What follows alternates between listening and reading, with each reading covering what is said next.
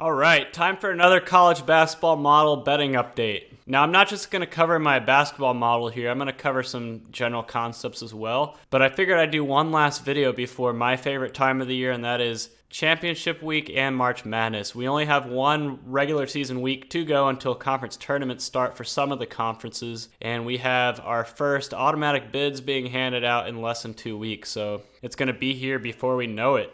So the reason I haven't done a video lately on my college basketball models because I just haven't been doing much. It's been mostly experimentation and some partial runs of betting. But overall, I feel like I am primed to turn the corner for these last few weeks and really make one last push.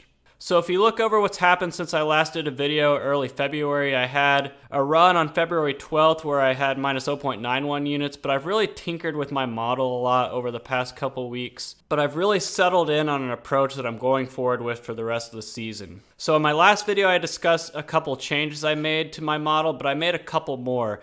And one of them is there's a statistic that I had in there with 33% weight, 1/3 weight at the beginning of the year, which makes sense at the beginning of the year because you're using preseason numbers. But as the season goes on and you're actually using actual in-season data, I never dropped the weight that stat was getting.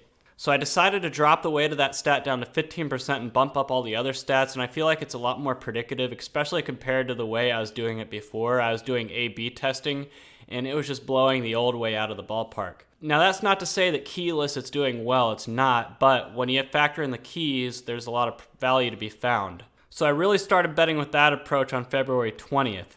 And the other change that I made was really incorporating the penny more into the model. So when you look at my model, you've always seen that you have the ATM and then you have these currencies, right?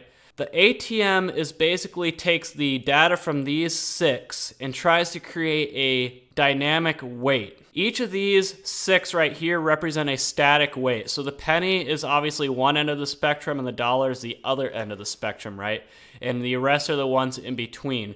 The ATM uses all of that from this data to try to create the best weight based on those 6. But usually the ATM is a lot closer to the dollar than it is to the penny. And if you go over here to standard error, you'll see that the penny has the worst standard error, meaning on average it predicts the worst overall. But when you come over here to how it actually does against the spread, it's the second best, only the nickel, or it's the third best, only the nickel and dime being better. So these 3 weights right here that are the most unstable weights do the best against the spread, while the more stable weights are like minus 45.1, which is terrible. So what gives? I think it's because the more stable the weights are, the closer it's going to be to the Las Vegas line, because the Las Vegas line is going to be more stable as well in its simulations and calculations.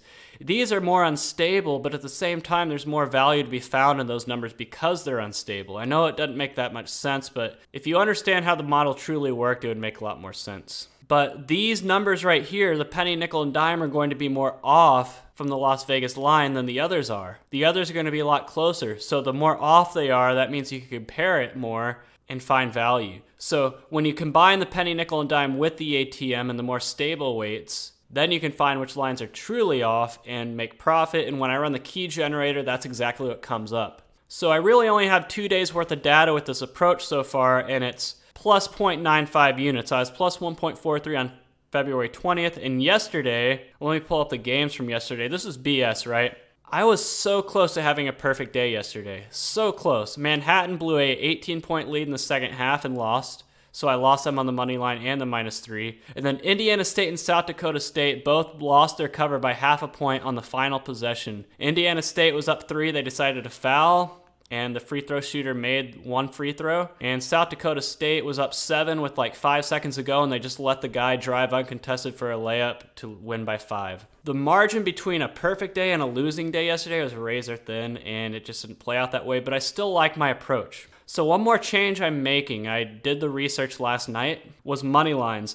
Now, if you followed my model this year, you've seen that I'm capping my moneyline favorites at -200, so I only play -200 or better. I did a lot of research, a lot of diving, and I found that the sweet spot is actually -925, meaning play all moneyline favorites up to -925. Now, that creates a problem, and that's bankroll. If I'm sticking to my 20% bankroll rule, it makes no sense to be playing minus 900 favorites because that's going to eat up like half of my bankroll if I were to do that. So how do I incorporate these favorites that are plus EV according to my model while still being able to have the bankroll to do it?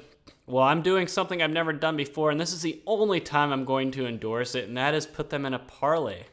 Now, if you look at my plays tonight, I had Morgan State at minus 625 and North Carolina A&T at minus 900, both showing up as plus EV plays according to my model on the money line side. And instead of playing them separately, I decided to combine them into a parlay at minus 346, which is a lot more manageable for a money line play in terms of bankroll. Now, this is a 75% run, meaning I'm only betting 75% of what I normally would, but if everything keeps going well, I'll bump that up to 100%, hopefully within this week. So basically, I ran my model results against all money line combinations and found that minus 925 was the peak, the crest of profitability. And so I don't want to leave any money on the table, so I'm going to incorporate those bigger money line favorites going forward. It's just that some of them I'm going to have to combine into a parlay. There weren't very many games tonight, which is why I could put these minus 210s by themselves, but going forward, I might even need to incorporate those into a parlay as well. But that is the only time I'm ever going to endorse a parlay is when you're parlaying a bunch of big money line favorites in order to keep them from swallowing up your entire bankroll for the day. But overall, I've noticed I've had 4 straight winning money line days, But when you look at the unit tracker for the season, there's my peak right there on January 13th, and now kind of flatlined during the experimental phase. Week by week, I'm actually up this week, barely, plus 0.95 units, after bottoming out at 42.35 at the end of last week, but not much action since February 6th. Coming back over to the model, keyless, the expected loss is 23.6, minus 45.1 for the ATM. Again, it's not the end of the world. That's what keys are for. When you combine the ATM with the penny and the nickel and everything, a lot of good ROIs, impressive ROIs. So that's what I'm doing with my keys going forward. And coming over here to standard error, it's actually the half that's the lowest, but standard error does not mean the best predictor against the spread. For example, nickel has the second worst standard error, but it's the best against the spread right now. It's because the standard error is an average, right? It's an average, but it's not. But here's the deal. Predicting against the spread is an either or thing. You either get credit for the win or you don't. It's not like horseshoes where almost